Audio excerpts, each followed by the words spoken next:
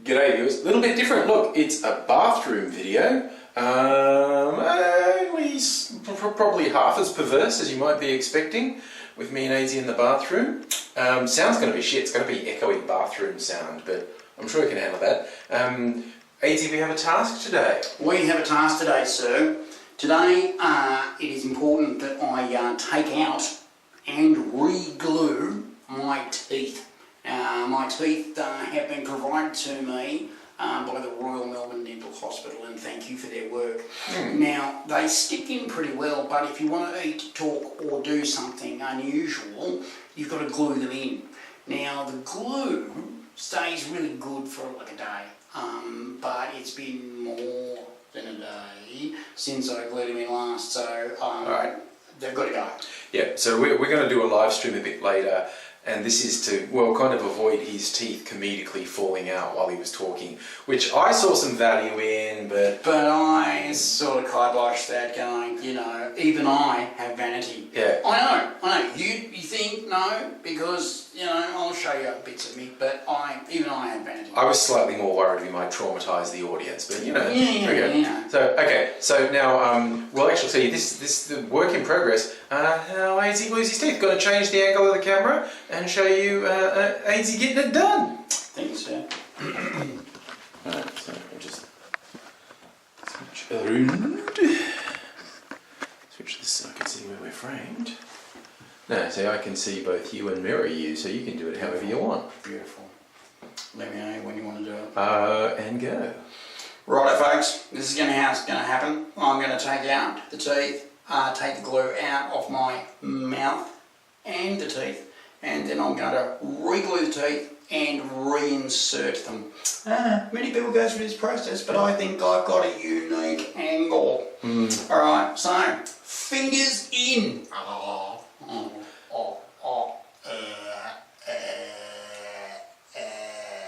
And that is romantic. And much as they're not romantic, it's just crazy. You'll find that my speech changes as the teeth come in as well. So the next process is take it out and we wipe it on the paper. And it looks exactly what it looks like.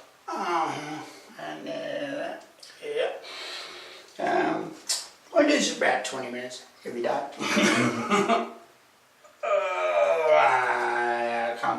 Now this is the most romantic part, where I take the glue that is stuck to my mouth out of my mouth. So that's done with a fingernail.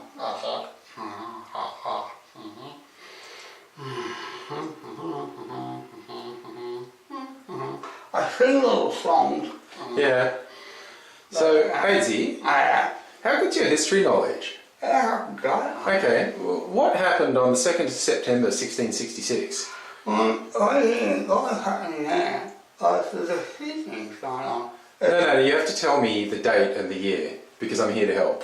Oh, right. 100 Years War was happening. 1666.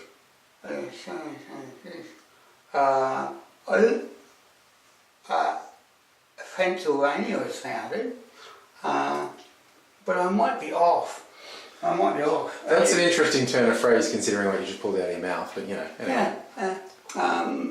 Are you thinking New World or Old World? I'm just thinking, you know, do you remember the story of Simon the Sadducee Strangler? I fucking do. You know. How many victims did Simon the Sadducee Strangler have? Well, he was reported to have over 80. I thought it was 77. Yeah, well, that's what I proved. When I read that, he was more than 80. He's sexual in nature, very weird.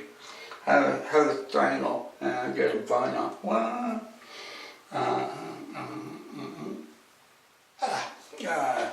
there's still more in there.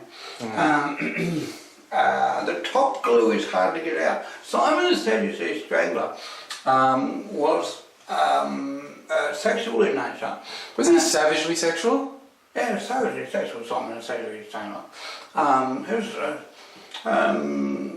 He would strangle people like a sausage factory.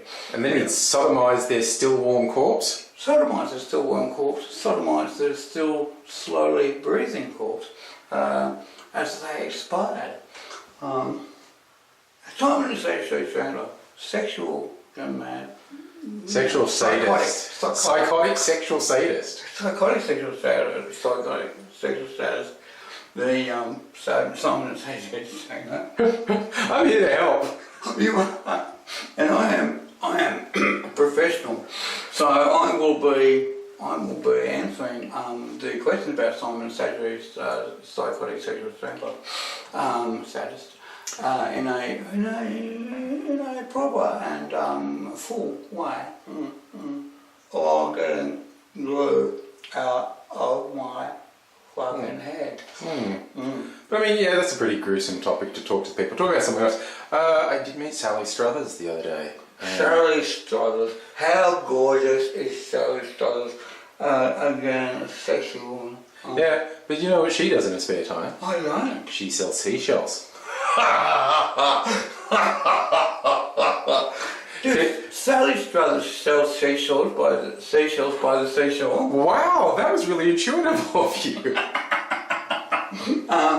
Well, because, you know, that is, by the seashore is where you pick up most of your seashells. Yes. Some of them being occupied by mollusks and cetacean excretions. Yeah. And amongst all that sun, sand and surf. The sun, sand and surf is a great place to be if you're selling seashells by the seashore. Sally Struthers, what a seductress of seashell selling. I now got to get another paper napkin because this bit It's got all bits of gross glue on it. it's got a bit of, but now we've got to get more bits of gross glue on this bit. So here we go. Missed. Got to go again. I've got a little bit. I'd just like the viewers at this point to thank me for not zooming in when you're doing that. Keeping a respectful distance. The grunting helps. When has grunting not helped? I don't think there's ever been a situation in history. Has there been a historical scenario where grunting has not enhanced the situation? Yeah. Come on, out it comes. Gotta be careful while you're picking the glue out with your fingernail, not to actually cut. Yeah, because that'd be unpleasant, I imagine, putting yon teethies back in when there was a cut there. Oh no, it's actually not bad. What's unpleasant is the streaming blood down the front of the shirt. Because you do bleed a bit. Oh, I am having... Through the various medical treatments over the years, the chemo and you're a bit of a bleeder, as Norman Gunston would have called you, little Aussie bleeder. Little Aussie bleeder. Now I've got to get the glue from the bottom of the teeth, which I'll use this sodden paper towel and many more to help me with. I was wondering, because the Norman Gunston line, the little Aussie bleeder, was that a phrase anyone ever used before Norman Gunston appeared on our screens? Oh no. No, I thought he might have invented it. I mean, we were both... There's this one thing where we can actually say we were very young. We were very young when Norman Gunston was doing his thing. Yeah. He was actually a surprising character because the whole time he was being the most famous comedian in Australia, he was chronically depressed. He would be utterly miserable and then get up and go to work, and you wouldn't know. It was really full on. They did documentaries about it. He's really, he's really quite mentally ill. They've treated him, but there was a long, hard struggle. Yeah. And he actually, Gary MacDonald is the dude's name. And they did try to revive Norman Gunston, what was it, the 90s? Yeah. About 20 years ago, 15, 20 years ago. And he actually had a complete breakdown. He actually crashed. And I think it's because it wasn't with his old crew. He was with his producer, I think, but he was doing it for a commercial network, not the ABC. And he just couldn't handle the people he was working with. Yeah. And So yeah, so it never happened because he actually had a complete breakdown. He did 2 shows. Yeah. He did 2 shows and then the whole thing crashed because he broke. They tried to sue him for it. Yes, yeah. Oh well, the big thing was them claiming that he didn't have a medical condition, that he just didn't want to work with them. And look, to be fair, they were pieces of shit, and they always assume that if someone doesn't want to work with them, it's because they're pieces of shit, not because the person in question has a medical condition. But in this case, it was true. But yeah, good old Gary McDonald, he did a lot of stuff over the years. Notably, he had the series with Ruth Cracknell, Mother and Son, where it was a key thing of the difficulty of an adult son living with a mother who has dementia. And that was a comedy. It was a very good comedy. It was fucking good comedy. Jesus, Ruth Cracknell. Oh my God, how good she was. She was a goddess. Amazing. Goddess of Australian entertainment. And when you go back through history and look at what vision you have of Ruth Cracknell doing her thing, you just go, this is a mistress of the art. She was so good at what she did. Oh man, and in a time where misogyny was so rife in the industry, that women were basically seen as foils to the men who were going to be funny. But Ruth Cracknell in her own right was just genius, and her timing was so that's now no longer appropriate. No, that one's on the ground now, it stays there. So it stays there, and normally I'd pick it up. But we're talking. Angry's got standards. Yeah. Angry's got standards. Sadducee's standards.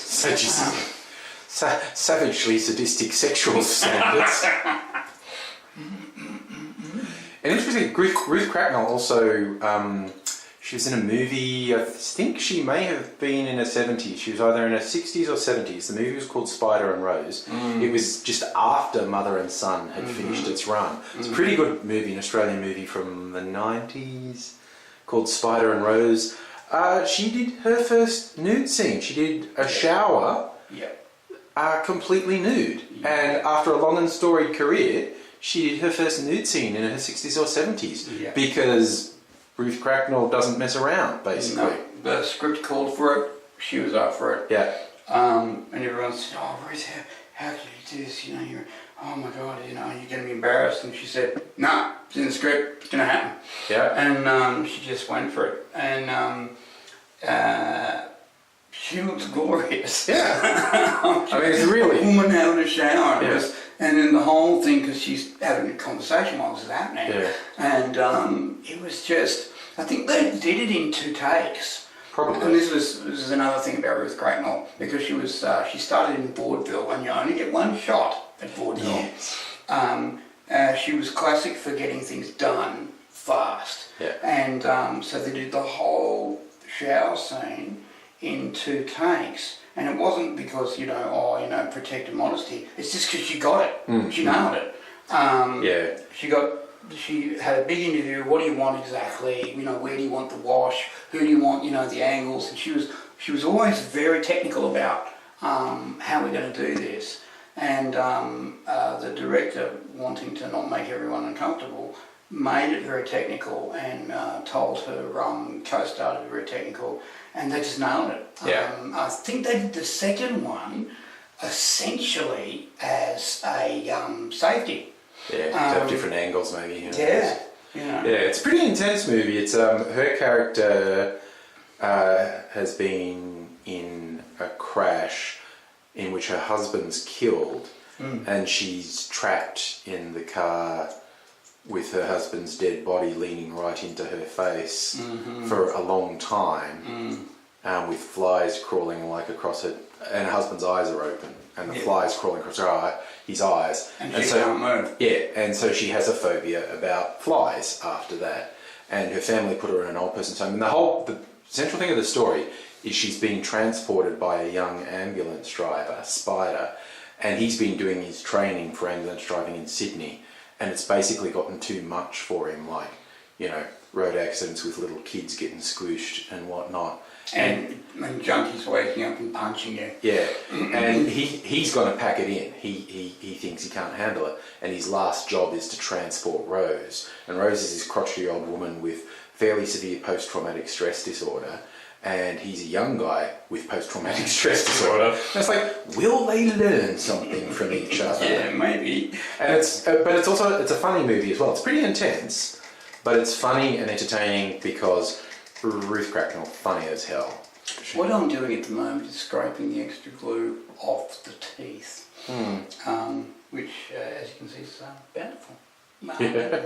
I was spending a night away last night, and I had a singular opportunity to glue my teeth in, and I used extra. So I'm scraping extra off. Yeah, no, Spot and Rose is a really good movie.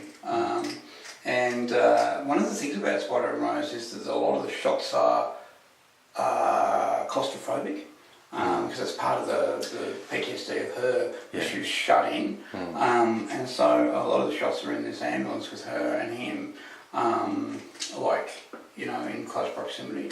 It's actually really cleverly done. You know, say what you want about the Australian film industry. I will say that I think where you're going is the technical skills are quite high. Yes. The storytelling and respecting of audience is not always there. Not always there. The narcissism of the filmmakers regularly takes over. Now, important process, wash the teeth. You're not to brush or put toothpaste on dentures. Mustn't be happening because you will, in fact, destroy them. But fairly important to wash them. Now, what I would normally do is put them in a glass of water or a cup of water and put in a sterile tablet overnight. Go to sleep. But you know, there's no sleep here. It's Angry Studio. We keep going. I was about to say, do you put them in a glass with Steradent? Because that's what I saw growing up. So, yeah. I most certainly do.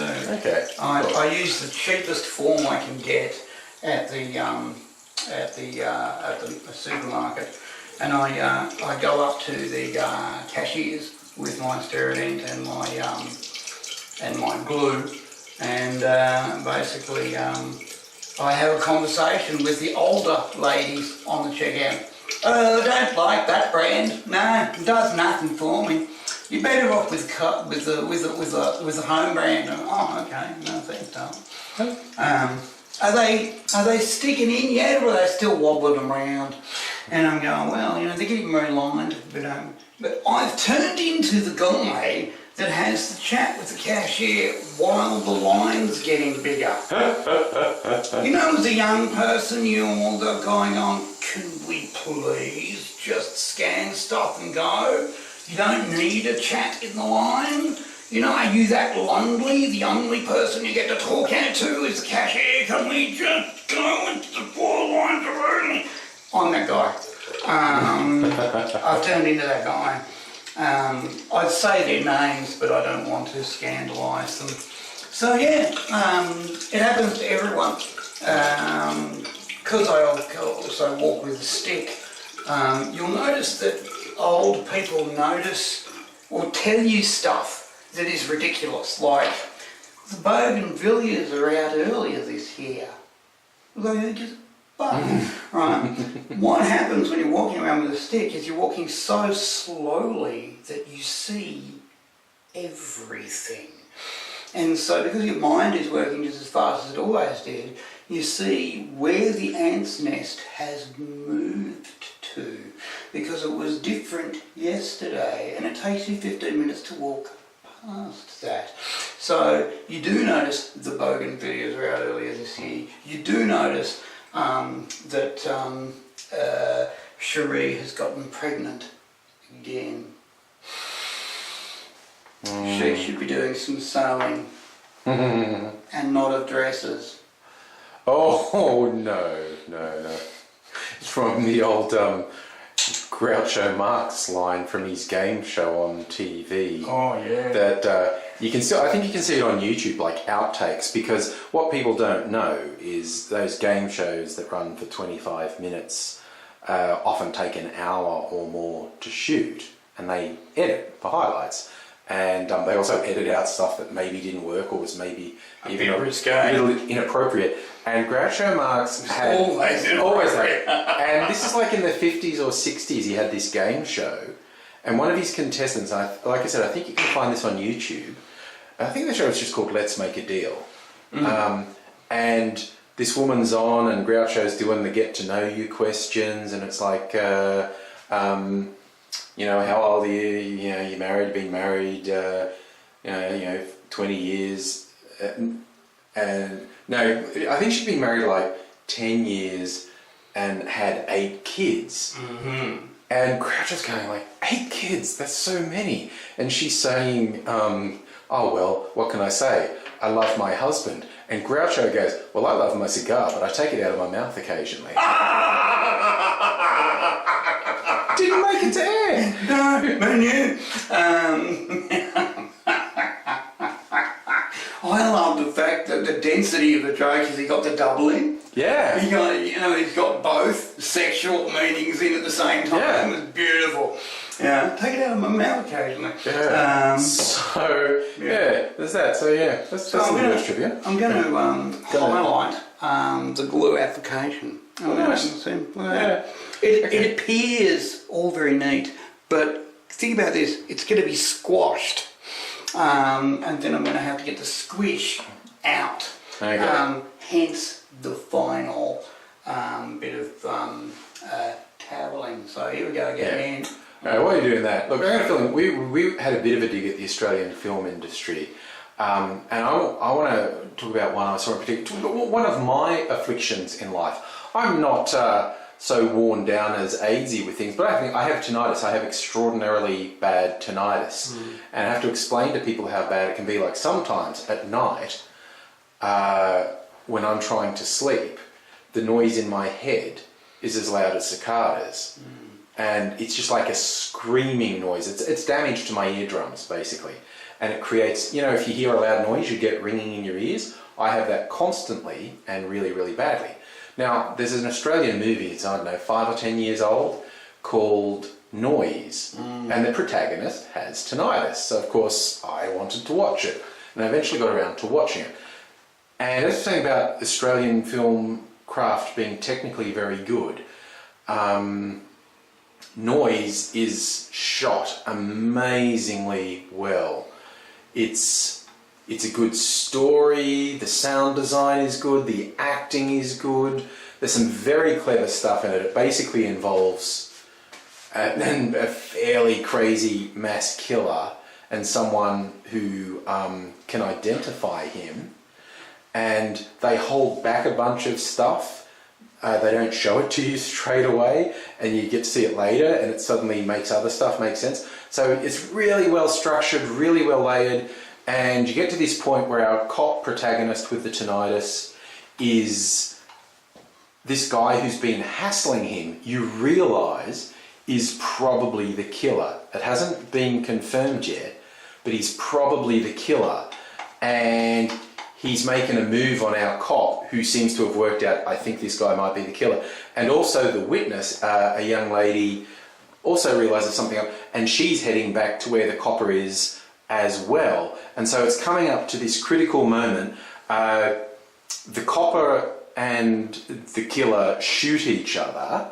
Apparently neither of them dead, but it looks like it's all coming to this critical moment. What's going to happen? The girl's going to be there. Will the killer get her? Will she? Yeah, who'll live? Who'll die? And the film just fucking stops. Because it's fucking up, man. And it's so frustrating because the filmmakers, making art, man.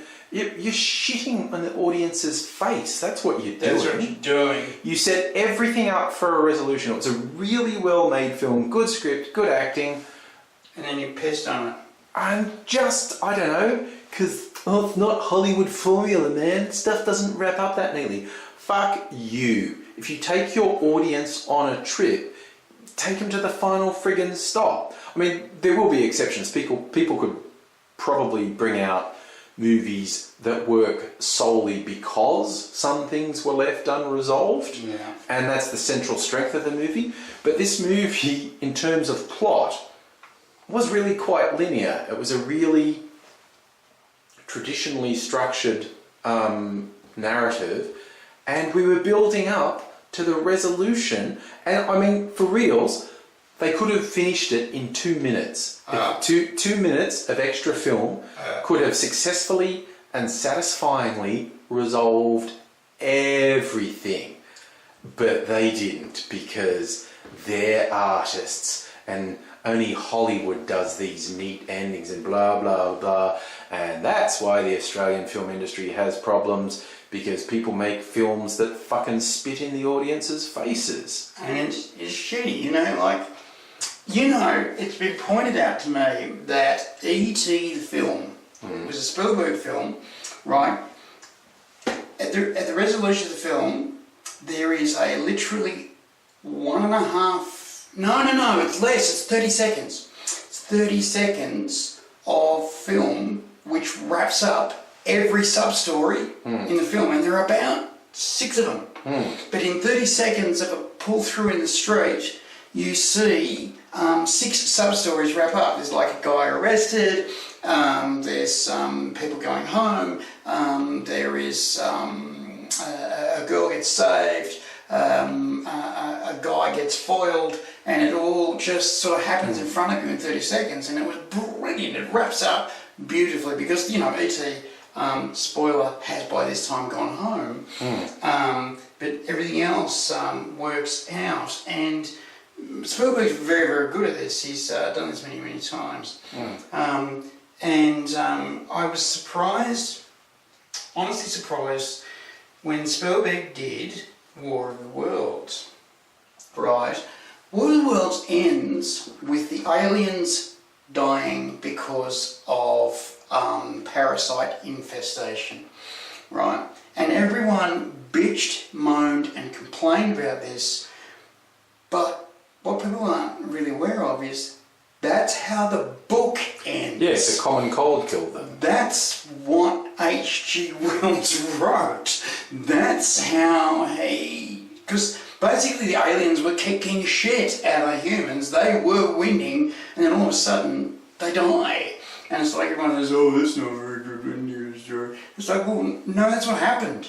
That's what they didn't calculate. They didn't figure that out. The Juno spacecraft was destroyed deliberately because they're looking for life on Europa, and they don't want any possible infestation of human microbes to go to Europa in case they find life there. So they destroyed deliberately the Juno spacecraft so that the 1% chance it had of crashing into Europa would be eliminated. And that is a fairly big deal. And that's how, you know, it's not hard to resolve a story. It's not, you know, I've done it many, many times. It's usually because I'm a genius and have a big dick. Hey, speaking of resolving, that looks like job done. It's just about, I think it's just out there. I'm just getting the squish out. Alright. I'm done. So we're going to finish this, and we're actually going to go live, which was the reason for him fixing it now so we could. And this video will go up a day or two later. Loving it. So see all you fine folks on the interwebs later. Look at those pearly gnashes, look at them. And you all take care of yourself, and we'll see you later. Thanks, Nat. See yous.